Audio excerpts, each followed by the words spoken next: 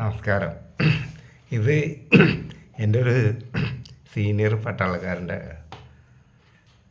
സംഭവമാണ്. എന്നുവെച്ചാൽ ഞങ്ങൾ ഒരുമിച്ച് വർക്ക് ചെയ്തതൊന്നുമല്ല. പട്ടാളത്തിൽ അയാൾ സീനിയറാണ്. എന്നോട് ഭയങ്കര കമ്പനിയാണ്. നല്ല മനസ്സാക്ഷി സൂക്ഷിപ്പുകാരനാണ് ഞാൻ. എല്ലാം എന്നോട് പറയും. അപ്പോൾ ഇയാളുടെ മകൻ കല്യാണം കഴിച്ചൊരു പെണ്ണിനെ കൊണ്ടുവന്നു. ആ കല്യാണത്തിന് ഞാനൊക്കെ പോയിരുന്നു. എന്താ അതിൻ്റെ ഭംഗിയറിയാം. പക്ഷെ കല്യാണത്തിന് ഒരു പെണ്ണിനെ നമുക്ക് അങ്ങനെ അതിൻ്റെ ഷേപ്പൊന്നും കിട്ടില്ല. കാരണം സാരി അങ്ങനത്തെ വേഷത്തിലൊക്കെ ആകുമ്പോൾ പിന്നെ അങ്ങനെ സ്കാൻ ചെയ്യാനും പറ്റില്ല. പിന്നെ അത് കഴിഞ്ഞൊരു ദിവസം ഞാനവിടെ പോയിരുന്നു അയാളുടെ വീട്ടിൽ. വലിയ ദൂരമൊന്നുമല്ല. അപ്പോൾ ഇടയ്ക്കിടയ്ക്ക് പോകണ വീടാണ്. അപ്പോഴാണ് ഞാൻ മുതലിനെ കണ്ടത്. എനിക്കപ്പം തന്നെ മനസ്സിലായി ഇത് അവനെ കൊണ്ട് കൂട്ടിയാൽ കൂടില്ലെന്ന്. കാരണം ഇവൻ ഭയങ്കര ബുദ്ധിജീവി, പഠിപ്പിസ്റ്റ്. അങ്ങനെ ഇവന് മലേഷ്യയിൽ ജോലി കിട്ടി ഏതൊരു ഇതിൽ. അവൻ കണക്കിന് ഭയങ്കര ഇതാണ്. കണക്കിൻ്റെ എന്തോ ഒരു സംഭവം പഠിച്ച് ഇവന് ബെഡ്റൂമിൽ ചെറിയൊരു ഫെയിലിയർ ഉണ്ടെന്ന് തോന്നണം. ഇവന് വേണമെങ്കിൽ ഫാമിലിനെ അങ്ങോട്ട് കൊണ്ടുപോകാം. പക്ഷെ അവന് വലിയൊരു ഇൻട്രസ്റ്റ് ഇല്ല. ഇവളും വല്ലാണ്ട് നിർബന്ധിക്കില്ല. കാരണം ഇവളെ ഒരു നിലക്ക് ഇവന് കൈകാര്യം ചെയ്യാൻ പറ്റിയിട്ടില്ല. ഫസ്റ്റ് ദിവസം തന്നെ ഇവൾക്ക് മനസ്സിലായി.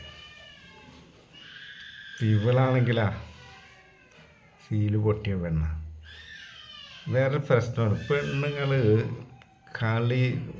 ലൈഫിൽ കളിച്ചിട്ടാണ് കല്യാണത്തിന് വരുമ്പോൾ ഭർത്താവിൻ്റെ അടുത്തുനിന്ന് ശരിക്കുള്ള കിട്ടണില്ല. പുറത്തുനിന്ന് നല്ലോണം കിട്ടി വന്ന പെണ്ണാണെങ്കിൽ അടങ്ങി നിൽക്കില്ല. സാധാരണ അല്ലാത്തൊരു എക്സ്പീരിയൻസ് ഇല്ലാത്തൊരു പെണ്ണാണെങ്കിൽ ഇത് വിധിയാണെന്ന് കരുതി സമാധാനിക്കും. മറ്റത് നല്ല അന്തസ്സായിട്ട് കളി കിട്ടിയൊരു പെണ്ണ്. അത് ഞാനെങ്ങനെ അറിയണമെന്ന് വെച്ചാൽ ഇവള് തന്നെ അവസാനം പറഞ്ഞ സംഭവങ്ങളാണ്. അല്ലാണ്ട് ഉള്ള ബാക്ക്ഗ്രൗണ്ടൊക്കെ ഒരു സിനിമ പോലെ എനിക്ക് പോയി കാണാനൊന്നും പറ്റില്ല. പോയിന്റിലേക്ക് വരാം. അപ്പോൾ ഇവർക്ക് അമ്മയില്ല, ഇയാൾ മാത്രമേ ഉള്ളൂ. പിന്നെ അവിടെ ഒരു സെർവൻ്റ് ഉണ്ട്. അപ്പോൾ ഇയാളാണെങ്കിൽ അച്ഛൻ നല്ല, എൻ്റെ കൂട്ടുകാരൻ നല്ല ആരോഗ്യമുള്ള ആളാണ്. പട്ടാളത്തിലെ അയാൾ മറ്റേ ഇതിലായിരുന്നു, പാര എന്ന് പറഞ്ഞാൽ കുറച്ച് ഡേഞ്ചർ ടീമാണ്.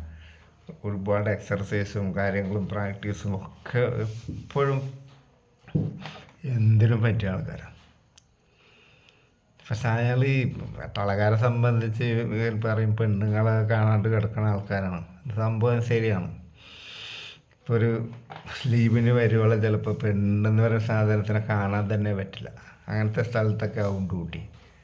എന്നാലും പെണ്ണുങ്ങളെ കയറി പിടിക്കുക അങ്ങനത്തെ ഒരു ആക്രാന്തോ അതൊന്നും ചെയ്യില്ല. കാരണം പട്ടാളക്കാർ പൊതുവേ മര്യാദക്കാരും സ്ത്രീകളോട് ബഹുമാനം കൊടുക്കുന്ന ആൾക്കാരുമാണ്. പണ്ട് ഞങ്ങളൊക്കെ സ്ത്രീകളെ മാഡം എന്ന് വിളിക്കലുണ്ട്. ഇവിടെ ഇപ്പോഴൊക്കെയാണ് ആ വിളി തുടങ്ങിയത്.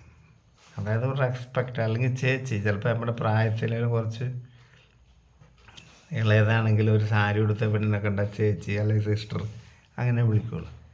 അപ്പോൾ ഇയാളും കാമാസക്തിയൊക്കെ ഉണ്ടെങ്കിലും അതൊന്നും അയാൾ വേറൊരാളുടെ അടുത്ത് കയറാനുള്ള മര്യാദ കേട്ട ആളൊന്നും അല്ല അയാൾ. നല്ലൊരു മനുഷ്യനാണ്. കാമുണ്ട്, നല്ല കുറ്റിയുറപ്പുള്ള മനുഷ്യൻ. ഇവളിങ്ങനെ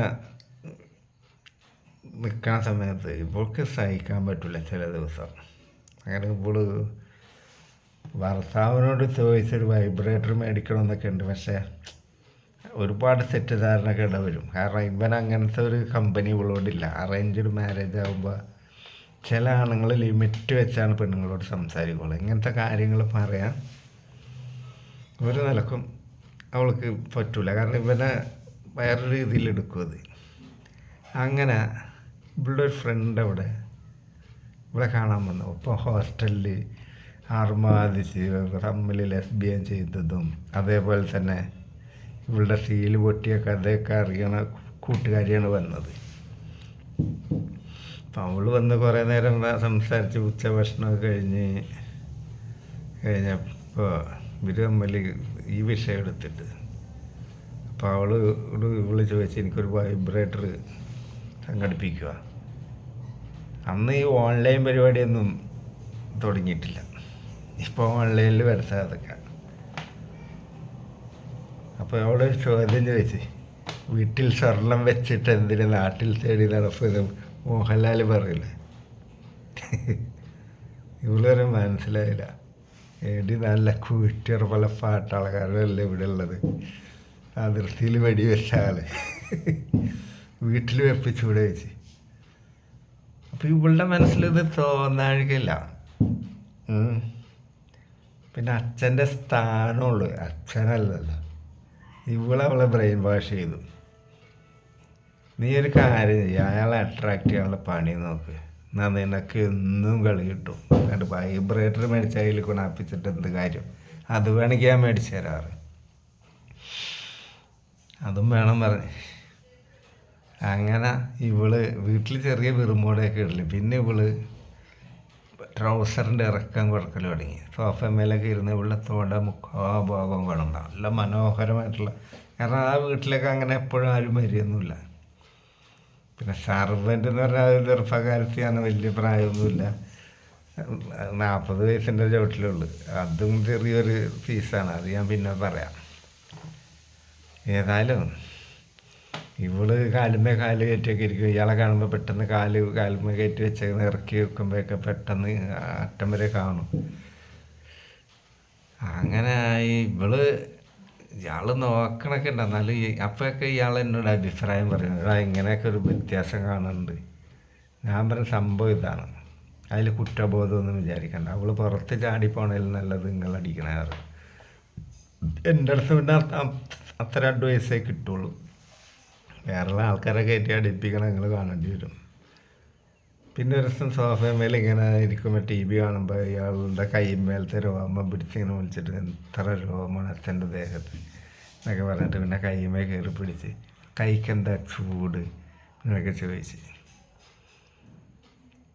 അപ്പോഴും ഇയാൾ ഒരു സ്റ്റാർട്ടിങ് ട്രബിള്. പിന്നെ ഇവള് ചോദിച്ചു, എന്താ അച്ഛന് തീരെ ഇതൊന്നുമില്ലേ? എന്നിട്ട് അടുത്തേക്ക് കയറിയിരുന്നു. ഒരു കാല് ഇവള് ധൈര്യത്തോടെ അയാളുടെ തൊടേൻ്റെ മുകളിൽ എടുത്ത് വെച്ച്. അല്ലാണ്ട് പിന്നെ ഇയാളായിട്ട് മുൻകൈ എടുക്കാൻ ഇയാൾക്ക് ധൈര്യം വരണില്ല. പട്ടാളം വേറെ, സെക്സ് വേറെ, ധൈര്യങ്ങൾ വരണില്ല. എന്നിട്ട് ഇവള് പറഞ്ഞേ, എനിക്ക് സഹിക്കാൻ പറ്റണില്ല, അതിൽ ഇത്ര കായില്ലേ അച്ഛന്. എന്നിട്ട് മനസ്സിലാകാഴിക്കൊന്നുമില്ല അച്ഛന്, പക്ഷേ എന്തൊരു പേടിയാണ്, അതുകൊണ്ടാണ് ഞാൻ മുൻകൈ എടുക്കണമെന്ന് പറഞ്ഞ്. ഈ വീട്ടിൽ നമ്മളല്ലാണ്ട് ആരും അറിയില്ല. പിന്നെ അവളയാളുടെ നെഞ്ചിലടക്ക് ചാഞ്ഞ്. പിന്നെ അയാളെ കെട്ടിപ്പിടിച്ച് ലിപ്പൊക്കെ ലോക്ക് ചെയ്ത് പിന്നെ അയാൾ എടുത്തുകൊണ്ടാണ്ട് പോയി. നല്ല കരുത്തുള്ള മനുഷ്യല്ല. ബെഡ്റൂമിൽ കൊണ്ടുപോയിട്ട് ആ സ്പ്രിങ് ബെഡിലാണ്ട് കിടത്തി. പിന്നെ ടീഷർട്ടും അവളുടെ ട്രൗസറൊക്കെ ഇതിലേ പോയെന്ന് കണ്ടില്ല. പിന്നെ വളരെ നൈസായിട്ടുള്ള ഷർട്ട് മാത്രം. അതിൻ്റെ പുറത്തുകൂടി തന്നെ അയാൾ നല്ലൊരു ഫോർപ്ലേ കൊടുത്ത്, അത് കഴിഞ്ഞിട്ടാണ് അത് ഊരിയത്. സത്യം പറഞ്ഞാൽ ആ പെണ്ണ് അന്ന് അനുഭവിച്ചേക്കണ ഒരു സുഖം അവളുടെ ലൈഫിൽ കിട്ടിയിട്ടില്ല. അപ്പോൾ ഇതൊക്കെ കഴിഞ്ഞ് ഇവള് ഭയങ്കര കമ്പനി ആയി കഴിഞ്ഞപ്പോഴാണ് പറഞ്ഞത്, ഇവളുടെ അമ്മാവനും ഇവള് പാസ്സാക്കലുണ്ട്. അതൊക്കെ ഇവള് തുറന്ന് പറയൽ തുടങ്ങി. അപ്പം ഇയാൾ ഇവളോട് പറഞ്ഞ്, നിൻ്റെ മോന് ഇതിന് വലിയ കപ്പാസിറ്റി ഇല്ലെന്ന് എനിക്ക് ഫസ്റ്റ് ദിവസം തന്നെ നിൻ്റെ മുഖം കണ്ടപ്പോൾ മനസ്സിലായി. അപ്പം എങ്ങനെ മനസ്സിലായി വെച്ച്, ഒരു പെണ്ണ് ആദ്യ രാത്രി കഴിഞ്ഞിറങ്ങുമ്പോൾ അവളുടെ മുഖം കണ്ടാൽ മനസ്സിലാവും സാറ്റിസ്ഫൈഡ് ആണ് അല്ലേന്ന്. നിൻ്റെ മുഖത്ത് കടന്നൽ കുത്തിയ പോലെ ആയിരുന്നു.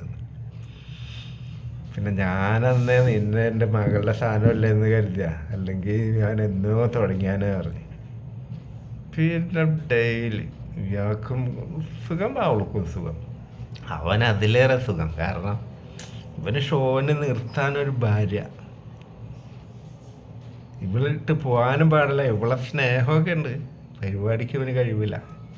അപ്പോൾ അതങ്ങനെ കോമ്പൻസേറ്റ് ചെയ്ത് ആ കുടുംബം ജീവിച്ച് ഇവിടെ എവിടെയാണ് തെറ്റ് എവിടെയാണ് ശരി എനിക്കൊന്നും മനസ്സിലാവണില്ല. അപ്പോൾ ഇയാളോട് ഞാൻ കുറ്റബോധം വേണ്ട, കളിച്ചോളൂ കളിച്ചോളൂ എന്ന് പറഞ്ഞു കൊടുക്കും. അത് ഞാൻ ചെയ്തിട്ടുണ്ട്. അതിനെന്ത് വന്നാലും ഞാനായിട്ട്